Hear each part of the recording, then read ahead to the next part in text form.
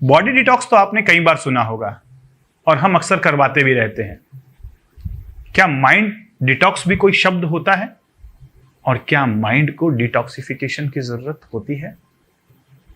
क्या सोचते हैं? Yes, mind detox. इस विषय पर अगले 20 मिनट तक आपका ध्यान आकर्षित करूंगा।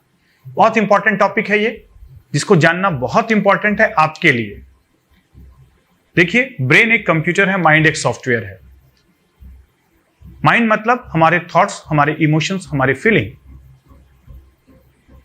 जैसे कंप्यूटर के सॉफ्टवेयर में वायरस आ जाते हैं, कुकीज आ जाते हैं, मेमोरी फुल हो जाती है और उसे बार बार हमें रिफ्रेश करना होता है, उसको डिटॉक्स करना होता है। उसमें से एंटीवायरस डालकर वायरस को निकालते हैं, जंक फाइल को डिलीट करते हैं, कुकीज को हटाते हैं और एक्स्ट्रा स्पेस क्रिएट करते हैं, तो ये कंप्यूटर फास्ट हो जाता है। ऐसे ही इस माइंड को बीच बीच में रुक कर, ठहराव लाकर जिंदगी में डिटॉक्स करने की जरूरत है। होता क्या है कि हम डे टू डे लाइफ में बहुत सारे इमोशनल ट्रॉमा से गुजरते हैं, बहुत सारे पेनफुल इवेंट्स हमारे साथ घटते रहते हैं। उस इवेंट से तो हम बाहर आ जाते हैं किसी न किसी तरीके से, किसी की हेल्प लेकर या खुद की हेल्प से या कोई ना कोई तरीके से, लेकिन उस इवेंट के जो इम्प्रिंट्स होते हैं वो हमारे माइंड में प्रिंट हो जाते हैं, यानी उसकी जो मेमोरी होती है वो वहीं पर रह जाती है। और इन इवेंट्स को, पेनफुल मेमोरीज को कहा जाता है स्टक स्टेट। फ्लो स्टेट में नहीं होते हैं, ये स्टक हो जाती हैं हमारे माइंड के अंदर। और फ्यूचर में फिर हम बार बार इन मेमोरीज के साथ जुड़ जाते हैं और एक विंडो हमारे ब्रेन के अंदर ओपन हो जाती है, पॉपअप हो जाती है। और जैसे ही वो विंडो ओपन होती है, पॉपअप होती है, इमीडिएट हमारी जो इमोशनल स्टेट है फिर डाउन हो जाती है। कई बार तो आंखों से आंसू भी निकल आते हैं, कई बार मूड खराब हो जाता है, कई बार चिड़चिड़ापन आ जाता है, कई बार बेफालतू का लोगों के ऊपर गुस्सा कर देते हैं। क्यों? क्योंकि उस दौरान हमारे माइंड में वो विंडो ओपन हुई पड़ी थी जो कभी पास्ट में गुजरी थी। जितने भी लाइफ के ऐसे इवेंट्स हमारे साथ हुए हैं वो माइंड के अंदर स्टोर हैं अभी तक। बहुत सारे अनफिनिश्ड एजेंडा समझते हैं बहुत सारे, कि जो काम हम करना चाह रहे थे वो कर नहीं पाए। जहां सक्सेस मिलनी चाहिए थी वहां फेलियर मिल गया, जहां जैसा रिजल्ट चाहिए था वो नहीं मिला, वहां बैड एक्सपीरियंस हुआ। वो सारे अनफिनिश्ड एजेंडा की तरह यहां पर स्टोर हो जाते हैं और वो बार बार हमें फोकस करवाने को बोलता है। माइंड उनको बार बार पॉपअप करता है क्योंकि ये अनफिनिश्ड है, फिनिश नहीं हुआ था वो एजेंडा, वो चाह खत्म नहीं हुई थी, वहां मन चाह रिजल्ट नहीं मिला था। तीसरा होता है अनरिजॉल्व्ड रिलेशनशिप। कई बार ऐसा होता है कि जब हम सोशल इंटरेक्शन कर रहे होते हैं तो उस दौरान हमारे कुछ लोगों के साथ बैड रिलेशनशिप हो जाते हैं। एक मोड़ ऐसा आ जाता है जहां पर हमें कट ऑफ होना पड़ता है एक दूसरे के साथ और एक बैड एक्सपीरियंस जुड़ जाता है उस रिलेशनशिप में। नहीं पता होता कौन गलत है, हम मानते हैं हम गलत हैं, वो मानता है हम गलत हैं। परिस्थितियां कुछ ऐसी बन जाती हैं, ना चाहते हुए भी उस रिलेशनशिप से बाहर आना पड़ता है, चाहे वो फ्रेंडशिप हो, चाहे रिश्तेदारी हो, चाहे दोस्ती यारी हो, चाहे कोई प्रोफेशनल रिलेशनशिप हो। बहुत बार ऐसा होता है ये एक रिलेशनशिप में ब्रेक आ जाता है, लेकिन वो ब्रेक एक कूल ब्रेकअप नहीं होता, वो एक अनफिनिश्ड एजेंडा की तरह, अनरिजॉल्व्ड इशू की तरह, अनरिजॉल्व्ड रिलेशनशिप यहां पर स्टक हो जाता है। ये भी माइंड के अंदर इम्प्रिंट हो जाता है। अब ये जो सारी बातें हैं ये माइंड के अंदर मेमोरी में स्टोर होती हैं। मेरी इस बात से आप वाकिफ भी होंगे और आपने कई बार एक्सपीरियंस भी किया होगा। लेकिन आगे जो मैं बता रहा हूं वो शायद आपको सरप्राइज करेगा कि ये जो मेमोरीज होती हैं, पेनफुल मेमोरीज, केवल ये माइंड में स्टोर नहीं होती, ये बॉडी में भी स्टोर होती है। और बॉडी में स्टोर होकर किसी ऑर्गन में स्टोर हो जाती हैं, कुछ किडनी में, कुछ लीवर में, कुछ मसल्स में, कुछ बोन में, कुछ ऑर्गन्स में, कुछ ऑर्गन सिस्टम में। और ये वहां पर जाकर डिजीजेस पैदा करती हैं, साइकोसोमेटिक डिजीज जिसे कहा जाता है। यानी ये जो माइंड के इश्यूज थे ये किसी बॉडी के पर्टिकुलर पार्ट में इकट्ठे हो गए और वहां पर जाकर फिर पेन पैदा कर रहे हैं, डिजीज पैदा कर रहे हैं। अब ये बात आपको थोड़ी अनसाइंटिफिक लगेगी कि ऐसा कैसे हो सकता है, लेकिन आपने अक्सर देखा होगा कि जब आप किसी पर्टिकुलर इमोशनल स्टेट में जाते हैं, किसी पास्ट के ट्रॉमेटिक इवेंट से जुड़ते हैं, उसी दौरान बॉडी के किसी पर्टिकुलर पार्ट में ही आपको पेन होता है। कुछ लोगों को माइग्रेन की शुरुआत हो जाती है, कुछ लोगों को बैक पेन शुरू होना शुरू हो जाता है, कुछ लोगों को एसिडिटी होनी शुरू हो जाती है, कुछ लोगों को जॉइंट पेन होने शुरू हो जाते हैं, कुछ लोगों को स्टिफ नेक हो जाता है, कुछ लोगों को फ्रोजन शोल्डर हो जाता है, कुछ लोगों को हार्ट में पेन होना शुरू हो जाता है। ये सारे साइकोसोमैटिक पेन्स हैं। अब आप कहेंगे कि ये कैसे हो सकता है? देखिए, फिजिकल बॉडी ऑर्गन्स जो हैं वो एक फिजिकल है, माइंड एक मेटाफिजिकल है, इनविजिबल है, थॉट्स और इमोशन। लेकिन इन दोनों के बीच में कनेक्शन है जिसे हम कहते हैं नाड़ीज, एनर्जी चैनल्स। जो एनर्जी चैनल्स हैं पूरी बॉडी के अंदर 3,52,006 नाड़ियां हैं, जो एक तरफ फिजिकल बॉडी से जुड़ी हुई हैं, दूसरी तरफ माइंड से जुड़ी हुई हैं। और एक पर्टिकुलर टाइप की इमोशन एक पर्टिकुलर टाइप के एनर्जी चैनल्स के थ्रू जाकर एक पर्टिकुलर टाइप के ऑर्गन में ही स्टोर होती है। ये ट्रेडिशनल चाइनीज मेडिसिन में भी बताया गया है, ये चक्र विज्ञान में भी बताया गया है, ये आयुर्वेद में भी बताया गया है, और यही योग भी कहता है। फॉर एग्जाम्पल, किसी पेनफुल इवेंट से आप गुजरे, डर की फीलिंग आ गई, इनसिक्योरिटी की फीलिंग आ गई, और वो लगातार फिर आप उस इवेंट के साथ बार बार जी रहे हैं, तो ये जो डर, इनसिक्योरिटी, लैक ऑफ सेफ्टी आपके अंदर है, ये इमोशंस आपके किडनी की मेरिडियन को ब्लॉक कर देगा और लॉन्ग टर्म में धीरे धीरे धीरे धीरे किडनी को डैमेज कर देगा। तो यानी ये जो डर है जो माइंड में था उस इवेंट को लेकर, ये बार बार जितनी बार पॉपअप होगा उतनी बार वो इमोशंस किडनी में जाके स्टोर होगी। और ये वैसे ही है जैसे आप बार बार कुछ टॉक्सिक मेटल अगर आप पानी में या वाटर में ले रहे हैं और वो किडनी को डैमेज कर दे। कई बार सुना ना आपने कि कहीं पर पानी के अंदर कुछ हार्ड मेटल्स मिले हुए थे और उसने किडनी को डैमेज कर दिया। ऐसे ही समझिए कि माइंड में ये जो डर है ये टॉक्सिक मेटल की तरह केवल किडनी को अफेक्ट करता है। देखा ना आपने, वो पानी में लेड है तो अगर मान लो तो वो केवल किडनी को ही डैमेज कर रहा है। इसी प्रकार से माइंड में अगर वो डर की इमोशन है तो वो किडनी को ही डैमेज करेगी। जेलसी की इमोशन लीवर को डैमेज करती है क्योंकि लीवर में जाके स्टोर होती है। केवल अल्कोहल से लीवर डैमेज नहीं होता, जेलसी से भी होता है। ग्रीफ की डैमेज, लगातार दुखी हो रहे हैं आप किसी चीज को लेकर, लंग्स में प्रॉब्लम आएगी, लंग्स में प्रॉब्लम आएगी। आप किसी चीज को लेकर अनएक्सप्रेसिव हो गए, एक्सप्रेस नहीं कर पा रहे हैं, थायराइड की प्रॉब्लम आ जाएगी। आप किसी चीज को देखना नहीं चाहते हैं, आंखों में प्रॉब्लम आ जाएगी। आप किसी चीज को सुनना ही नहीं चाहते हैं, कानों में प्रॉब्लम आ जाएगी। अगर आप घुट रहे हैं तो घुटनों में प्रॉब्लम आ जाएगी, जकड़न आ जाएगी। अगर आप ओवर रिस्पॉन्सिबिलिटी बियर कर रहे हैं किसी चीज की तो ये नेक में प्रॉब्लम आ जाएगी, सर्वाइकल स्पॉन्डिलाइटिस की प्रॉब्लम आ सकती है, और शोल्डर जो है वो डैमेज हो सकते हैं, फ्रोजन शोल्डर हो सकता है। अगर आपकी मेंटल स्ट्रेंथ कम हो गई है, आपका कॉन्फिडेंस कम हो गया है, हेयर की स्ट्रेंथ कम हो जाएगी, बाल गिरना शुरू हो जाएंगे। समझिए बात को, शरीर का एक एक ऑर्गन, एक एक चीज, 60 ट्रिलियन सेल्स, पूरी बॉडी में 60 ट्रिलियन सेल्स हैं और ये ब्रेन के 100 बिलियन न्यूरॉन से जुड़ी हुई हैं। लेकिन ये 60 ट्रिलियन सेल्स 100 बिलियन न्यूरॉन जुड़े हुए हैं माइंड के सॉफ्टवेयर से, हमारी इमोशन से, हमारे थॉट प्रोसेस से। और ये जितने भी पास्ट के पेनफुल इवेंट्स मैंने बताए, ये जो इमोशंस पैदा कर रहे हैं, ये सारे इमोशन जब लगातार लंबे समय तक हम चलाते हैं, ये टॉक्सिन की तरह जाके बॉडी में स्टोर हो जाते हैं और बॉडी की फिजिकल सेल्स को डैमेज करते हैं। और ये लाइफ फोर्स एनर्जी चैनल्स, ये जो एनर्जी चैनल्स हैं, नाड़ियां हैं, ये कैरी करती हैं उस इमोशन को बॉडी तक। इसीलिए वो इमोशंस बॉडी के उस ऑर्गन में स्टोर हो जाते हैं। और जब स्ट्रेस आता है ना, तो हर किसी को अलग अलग सिम्टम होते हैं स्ट्रेस के। कुछ लोग को लो बैक पेन होता है, किसी को शोल्डर में पेन होता है, किसी को हेडेक होता है, किसी को वॉमिटिंग होनी शुरू होती है, किसी को घुटनों में दर्द होना शुरू होता है, किसी को ईयर में पेन होना शुरू हो जाता है, किसी का गला खराब हो जाता है। क्यों ऐसा अलग अलग क्यों? सबको सेम होना चाहिए ना। क्यों? क्योंकि उसका वो ऑर्गन पहले से वीक था, वहां पर वो इमोशनल डैमेज पहले से हुआ था और वहां की लाइफ फोर्स एनर्जी कम थी। अब ये जो बार बार उसने इमोशंस चलाया, फिर उसी इमोशन के वजह से ये उस पर्टिकुलर ऑर्गन पे अफेक्ट कर रहा है। जैसे बैलून होता है, बैलून के अंदर छोटे छोटे पॉइंट्स बने होते हैं, कहीं कहीं पे बैलून बहुत पतला होता है। अगर हम उस बैलून में ज्यादा हवा भरेंगे तो एक पर्टिकुलर पॉइंट से ही वो रप्चर होगा।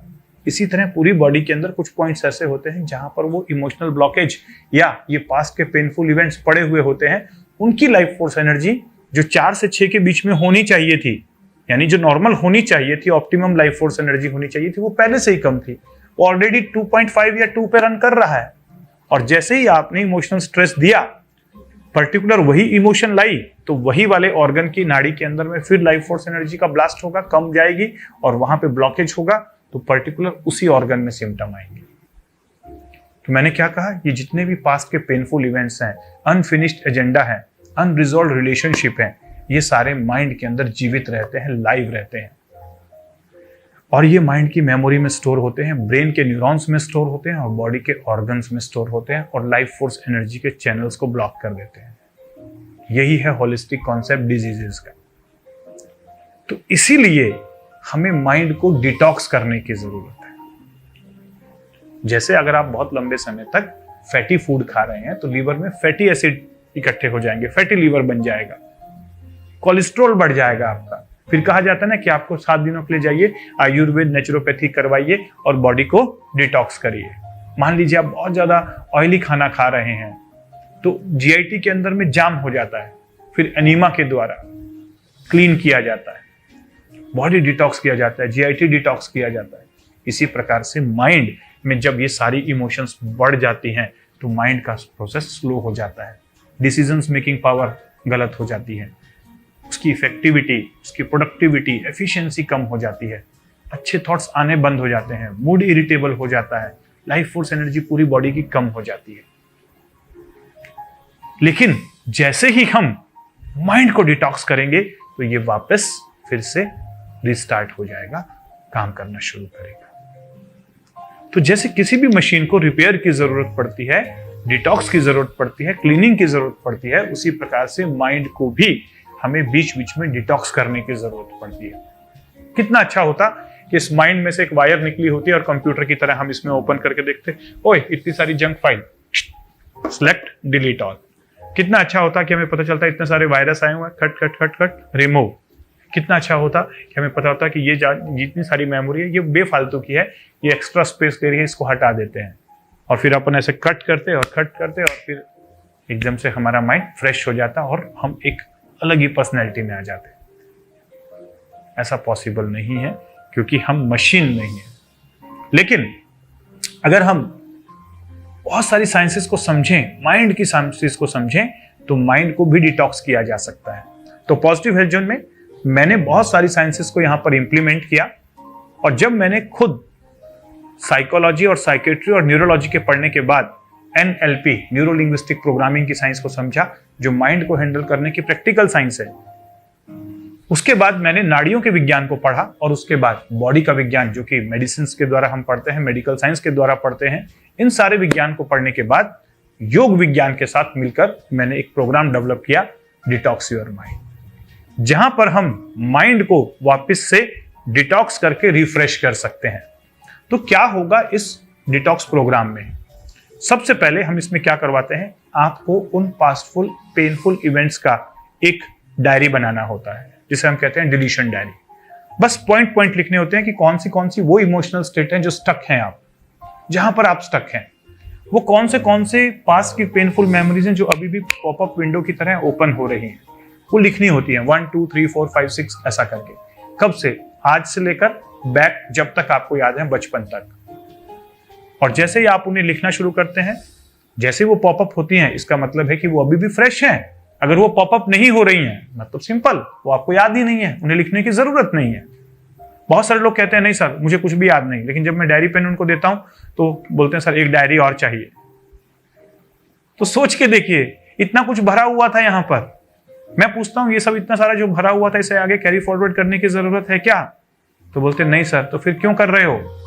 तो इसे डिलीट करने की जरूरत है। तो ये सारा करने के बाद अब हम अगला प्रोसेस करते हैं कि उन्हें इस डायरी को जलाना होता है। जलाना कैसे होता है? हम यहाँ पर एक स्पेशल हवन करवाते हैं। डिलीशन डायरी को जलाने के लिए एक हवन कराया जाता है और उस हवन के कुंड में इसको जलाते हैं और एनर्जी को उस ब्रह्मांड में भेज देते हैं और एनर्जी ट्रांसफॉर्म होकर नई पॉजिटिव एनर्जी में आता है। Energy can never be destroyed, never be created, it can be transform from one form to another form. तो इस तरीके से पहला प्रोसेस होता है इस डिटॉक्स प्रोसेस का, डिलीशन डायरी और होम हवन। लेकिन केवल इतने से नहीं, इसके बाद 2 स्पेशल एक्सरसाइज कराई जाती हैं कि यहां पर कुछ बच तो नहीं गया, रिसाइकिल बिन में कुछ बच तो नहीं गया। कई बार रिसाइकिल बिन में अभी भी बचा हुआ होता है, तो यहां पर फिर 2 एक्सरसाइज कराई जाती हैं जो एनएलपी की हायर एडवांस एक्सरसाइज है, जिसमें है ब्लैक बोर्ड एक्सरसाइज कि ब्लैक बोर्ड के ऊपर लिखकर आप उसे रब करेंगे और जैसे माइंड का जो ब्लैक बोर्ड है उस पर आप उसे पूरा लिखकर डिलीट कर देते हैं। तीसरा होता है ब्लैक पेंट एक्सरसाइज। जितनी भी आपके माइंड में पेंटिंग हुई पड़ी है जो अच्छी नहीं है उनके ऊपर पेंट करवाया जाता है। ये हिप्नोटिक प्रोग्रामिंग होती है माइंड की। हिप्नोटिक स्टेट में आपको ले जाकर, ट्रांस स्टेट में ले जाकर उन फाइल को एक्सेस करके वहां पे डिलीट करवा दिया जाता है जो आपके रिसाइकिल बीन में बच गई थी। टीवी ट्यूनर एक्सरसाइज, ये भी एक स्पेशल एक्सरसाइज होती है। रेल कंपार्टमेंट एक्सरसाइज, ऐसे ये 4 exercise, black paint exercise, black board exercise, rail compartment exercise और टीवी ट्यूनर एक्सरसाइज, ये एक स्पेशल एडवांस साइकोलॉजिकल प्रैक्टिसेस हैं जो हम हिप्नोटिक स्टेट में आपको करवाते हैं, ट्रांस स्टेट में ले जाके करवाते हैं, जिससे ये पास्ट की पेनफुल मेमोरीज रिसाइकिल बिन से भी डिस्ट्रॉय हो जाती है। अब ये माइंड से आपने पूरी चीजें क्या कर दिया? रिलीज कर दिया। रिलीज करने के साथ साथ अब यहां पर अगला रोल आता है, ये अभी हमने माइंड के प्रोसेस से किया। अब आता है रोल दूसरी एक्सरसाइज का, होपोनोपोनो एक्सरसाइज, क्योंकि इसका जो इमोशनल गार्बेज होता है ये कहीं ना कहीं नाड़ियों के अंदर बंद होता है, तो नाड़ियों के अंदर से भी इसे रिलीज करना है, बॉडी के अंदर में से भी रिलीज करना है। बहुत सारे इमोशनल यहाँ पे इकट्ठे हो जाते हैं, बहुत सारे पेनफुल मेमोरीज हार्ट में इकट्ठे हो जाते हैं, दिल में, वहां से रिलीज करवाने के लिए होपोनोपोनो एक्सरसाइज की जाती है। ये एक बहुत शानदार प्रोसेस होता है और कई बार इसे करते हुए क्लाइंट्स रोना भी शुरू करते हैं, बट जैसे कहा जाता है ना, कुछ दाग अच्छे होते हैं तो कई बार रोना अच्छा होता है। बहुत सारी चीजें रिलीज हो जाती है, इमोशनल रिलीज कराया जाता है। इसके पश्चात अगला जो प्रोसेस होता है वो होता है नाड़ी शोधन मेडिटेशन। नाड़ी शोधन प्राणायाम आपने सुना होगा, नाड़ी शोधन मेडिटेशन अलग होता है, जो हमने स्पेशली डिजाइन किया गया है। किस चीज के लिए? कि जिस नाड़ियों में ब्लॉकेज आए थे उस नाड़ियों को शोधन करने के लिए। ये एक इमेज गाइडेड 3D स्टीरियोग्राफिक एक प्रोसेस होता है जहां पर हम नाड़ियों को आइडेंटिफाई करते हैं मशीन्स के द्वारा, और आइडेंटिफाई करने के बाद वहां पर एनर्जी सेंड की जाती है, हीलिंग एनर्जी, और आप मेडिटेशन के द्वारा अपनी नाड़ियों को शुद्ध करते हैं। इतना ही नहीं, इसके पश्चात आपको कुछ हीलिंग प्रोसेस से गुजारा जाता है, हीलिंग मेडिटेशंस, हीलिंग प्राणायाम और हीलिंग क्रियाएं, योगिक क्रियाएं, जिसके द्वारा आपका पूरा ऑरा जो इन पास्ट पेनफुल मेमोरीज की वजह से डैमेज हो गया था, उस ऑरा को आप रिपेयर करते हैं। सबकॉन्शियस माइंड में जाकर, नाड़ियों पे जाकर, प्राणमय कोश, मनोमय कोश और विज्ञानमय कोश में जाकर अपने आप को हील करते हैं। फिजिकल, मेंटल, इमोशनल और स्पिरिचुअल हीलिंग होती है। यहां पर सोल को सोर्स के साथ जोड़ा जाता है, और जहां पर पास्ट को समझते हुए सोल अपने सोर्स के साथ जुड़कर, डिवाइन के साथ जुड़कर उन घटनाओं से कुछ लेसन्स निकालती है, कुछ लर्निंग्स निकालती है कि उसके साथ ऐसा क्यों हुआ।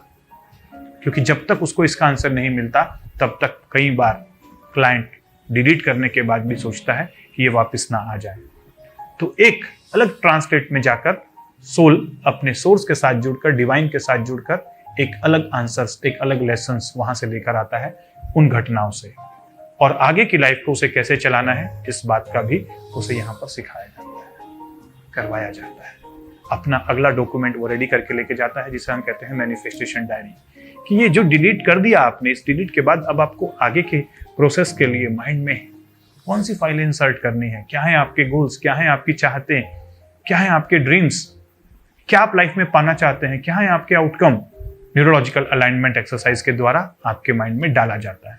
ब्यूटीफुल प्रोसेस होता है ये सारा प्रोसेस 2 दिनों का प्रोसेस है। इस 2 दिनों की वर्कशॉप को हम पॉजिटिव हेल्थ जोन में बीच बीच में ऑर्गेनाइज करते हैं। Detox your mind, heal your body, clean your body and plan your mind, brain, body, soul for your future outcomes. अगर आप भी इस प्रोसेस से जुड़ना चाहते हैं, आपको भी लगता है कि आपके माइंड को डिटॉक्स की जरूरत है, तो जुड़िए हमारे साथ इस ब्यूटीफुल प्रोग्राम में, detox your mind, programme your life. Thank you very much. और अधिक जानकारी के लिए नीचे दिए हुए नंबरों पर आप हमारे एग्जीक्यूटिव के साथ कांटेक्ट कर सकते हैं।